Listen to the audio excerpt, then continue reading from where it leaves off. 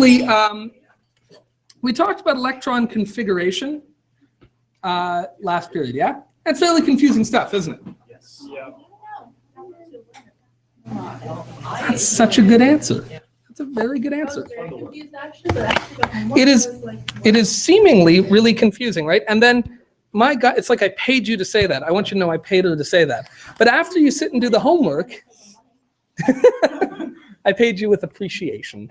And I'm paying it right now. And marks. But I did. I gave you some homework.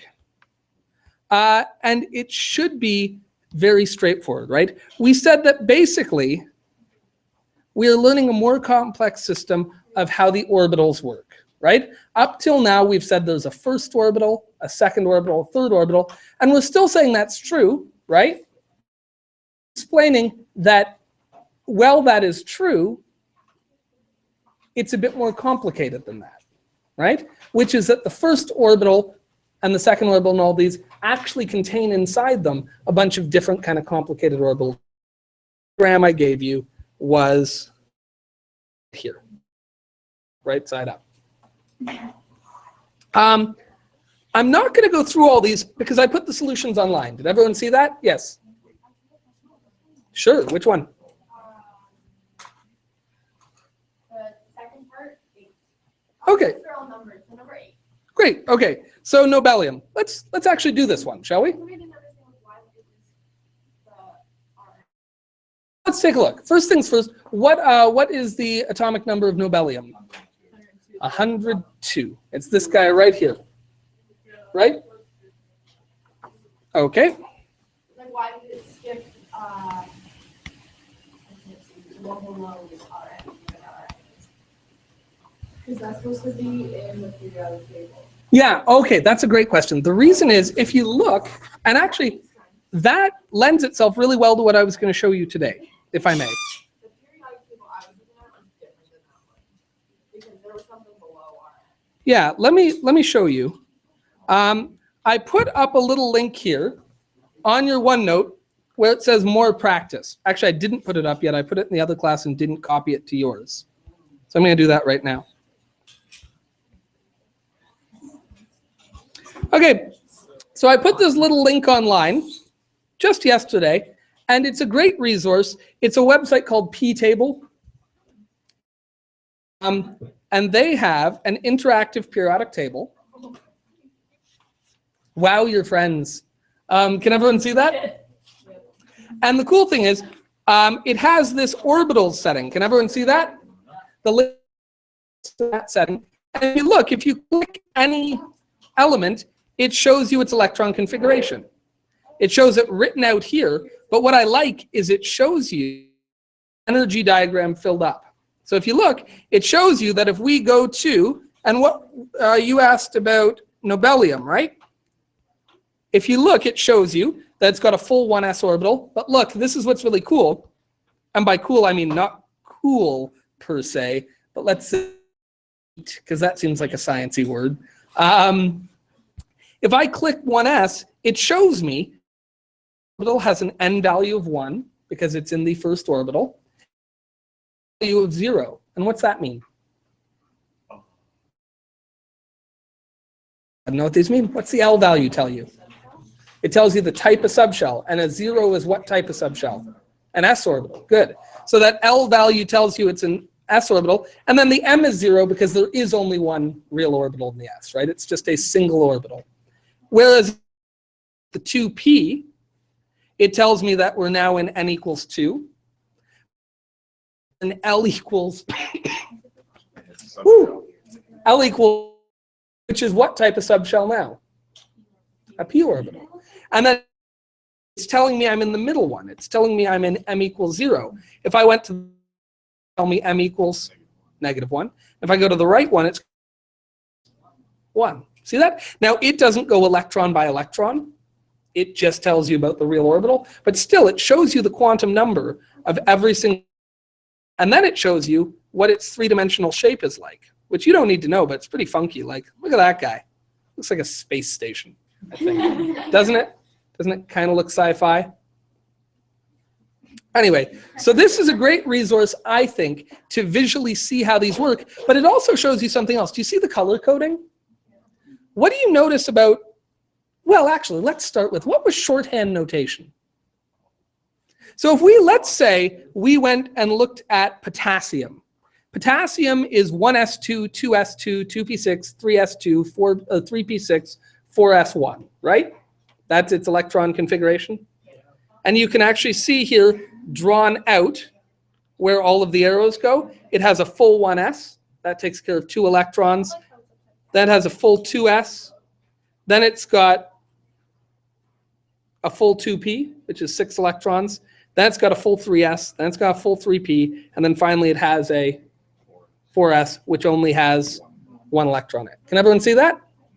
And so that gives us this electron configuration right there. Does that make sense to everybody? Yeah. That was the homework, basically, right? What would the shorthand notation of this be? Of potassium. We would say, I can't really write it on here, unfortunately, but we would, ooh, yeah, felt that. We would say that it is argon, right? And then what? So just the 4s1. Does that make sense? The shorthand notation, we go from the last noble gas. But something you may or may not have come across, and I didn't see it in many people's homework responses. By the way, a couple of you gave me the description of the 3 types of notation and the journal entry, which I appreciate. If you haven't done those yet, please do.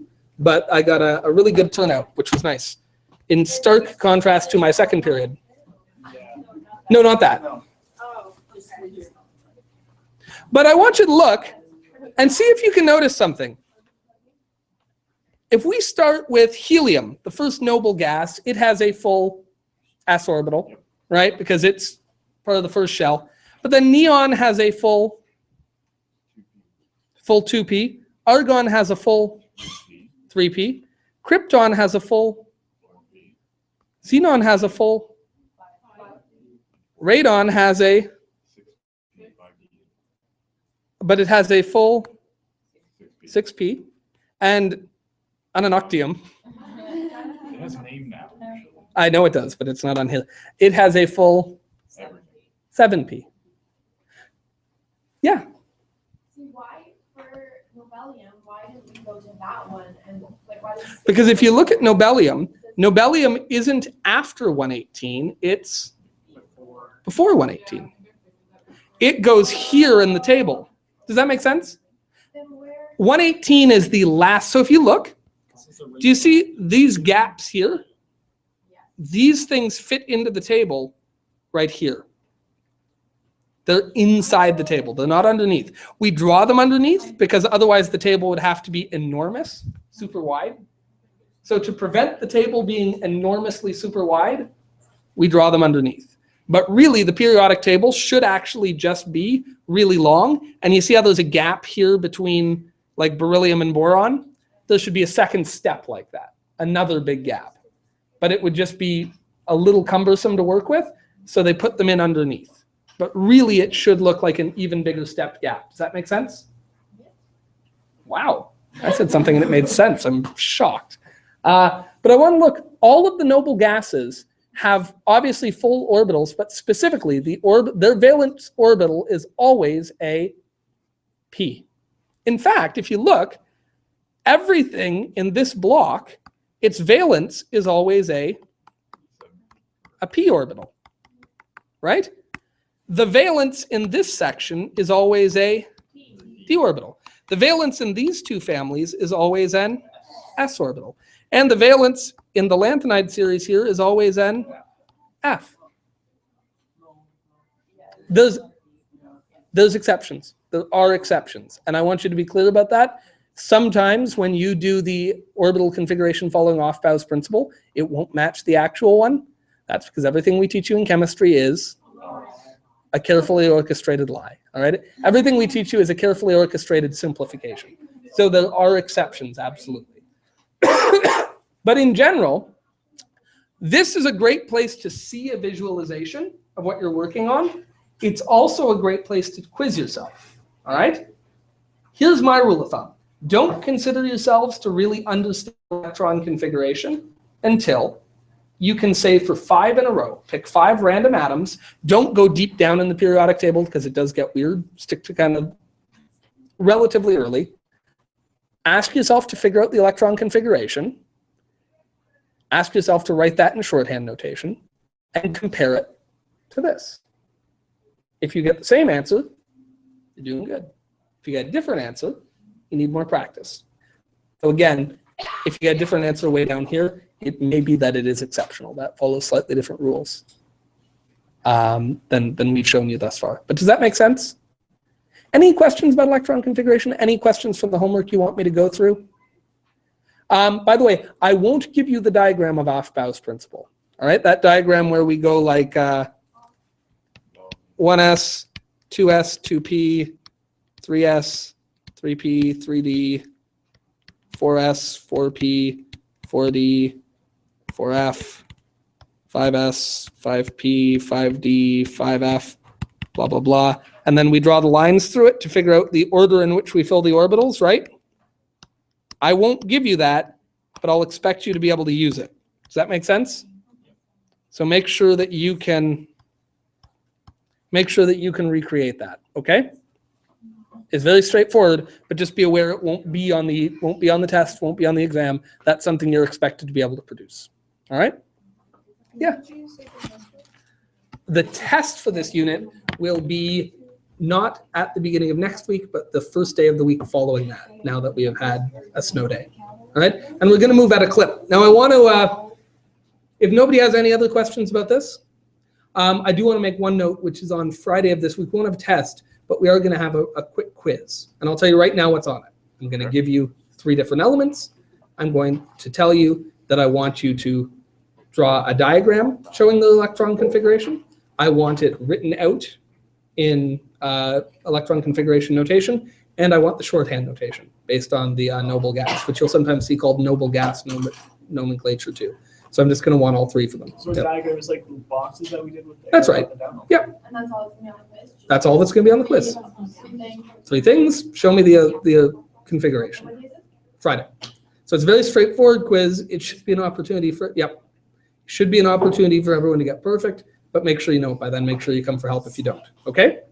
Great. I'm going to shut up now, but I'm going to leave you with